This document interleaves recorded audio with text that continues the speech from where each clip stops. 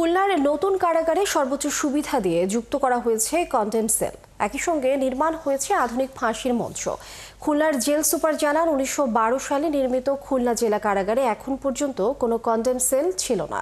তারপরেও বর্তমানে এই কারাগারে যে 41 ফাঁসির দণ্ডপ্রাপ্ত কয়েদি আছেন, তাছাড়া এখানে যে ফাঁসির যে মঞ্চ রয়েছে তার চারপাশ খোলা। এর বদলে দুটি ঢাকা ফাঁসির মঞ্চ বানানো হয়েছে। বিস্তারিত জানাচ্ছেন কনক রহমান। খুলনা শহর থেকে খানিকটা দূরে জয়বাংলা মোড় সংলগ্ন এলাকায় নির্মিত হয়েছে নতুন কারাগার। এখানে 2 ইউনিট 5 তলার ভবনের পুরোটাই কন্ডেম সেল। কর্তৃপক্ষ বলছে এর প্রতিটি ফ্লোরে থাকছে 10টি করে ঘর। সে অনুযায়ী মোট ঘরের সংখ্যা 50। 100 বর্গফুটের প্রতিটি ঘরের ভেতরেই আছে টয়লেটের ব্যবস্থা। আলো বাতাসের জন্য ঘরে আছে 5 ফুট লম্বা এবং 1.5 ফুট চওড়া ভেন্টিলেটর। বেজোড় সংখ্যক কয়েদি থাকবে এই সব ঘরে। এছাড়া ঘরের সামনে থাকছে 6 ফুটের বারান্দা। রাখা হয়েছে সিলিং ফ্যানের ব্যবস্থা।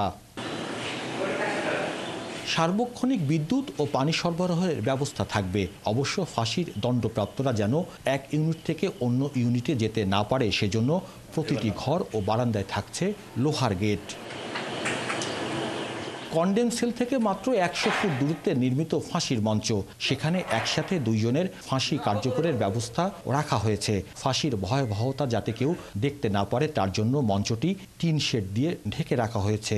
আমরা যদি কন্ডেম সেলের দিকে দাঁড়িয়ে সামনের দিকে দেখে, তাহলে বাঁ হাতে ওনাকে প্রায় 10 ফিটের রাস্তা ধরে 100 ফিট যাওয়ার পরে আমাদের ওই অবয়বটা পাবে, যে গ্যালোসের যে এনক্লোজার, সেখানে উনি যেতে পারবেন। বর্তমান খুলনা জেলা কারাগারের 3য় তলায় 10টি কক্ষে ফাঁসির দণ্ডপ্রাপ্ত আসামি আছেন 41 জন। ফাঁসির আসামি আছে, জেএমবি আসামি আছে, তারপরে যারা জেল অফেন্স করে তাদের আছে, ডিভিশনের বন্দী আছে, যেহেতু ডিভিশনের ওয়ার্ড এখানে নাই। খুলনার কন্ডেম সিকিউরিটি সেল নির্মাণে ব্যয় হয়েছে 4,84,99,000 টাকা।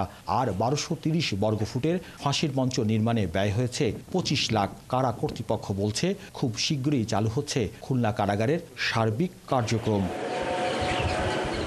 কনক রহমান, 71, খুলনা।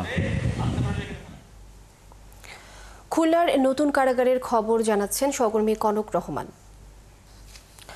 কনক, খুলনার নতুন কারাগারে সর্বোচ্চ সুবিধা দিয়ে যুক্ত করা হয়েছে কন্ডেম সেল, আমরা প্রতিবেদনে দেখেছি। একটু জানাবেন যে কি কি সুবিধা থাকছে সেখানে, কতগুলো কক্ষ করা হয়েছে নতুন কারাগারে, আর কর্তৃপক্ষ কি বলছেন? আপনাকে ধন্যবাদ। যে বিষয়টি আসলে এখানে আলোচনা করা যাচ্ছে সেটা হচ্ছে যে প্রতিটি কারাগারে সবচেয়ে বেশি স্পর্শকাতর যে স্থানটি সেটা হচ্ছে কন্ডেম সেল।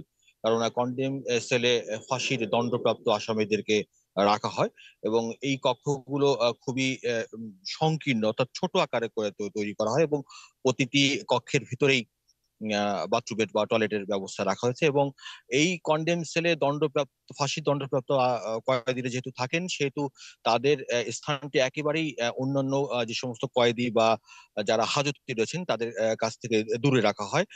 অর্থাৎ সহজেই কয়েদি, অন্য কয়েদি বা হাজতি যারা আছেন তাদের সাথে তাদেরকে মিশতে দেওয়া হয় না, একেবারেই আলাদাভাবে রাখা হয়। আমি আছি নতুন কারাগারের সামনে। এখানে মোট স্থাপনা, নতুন এই কারাগারের মোট স্থাপনা ছোট বড় মিলিয়ে 47টি এবং 2000 আসামি থাকতে পারবেন এই নতুন কারাগারে। আর এই নতুন কারাগার নির্মাণ ইতিমধ্যে শেষ হয়েছে, যার বাজেট ছিল 288 কোটি টাকা এবং এক একটা ফ্লোরে মোট 10টি করে কক্ষ রয়েছে।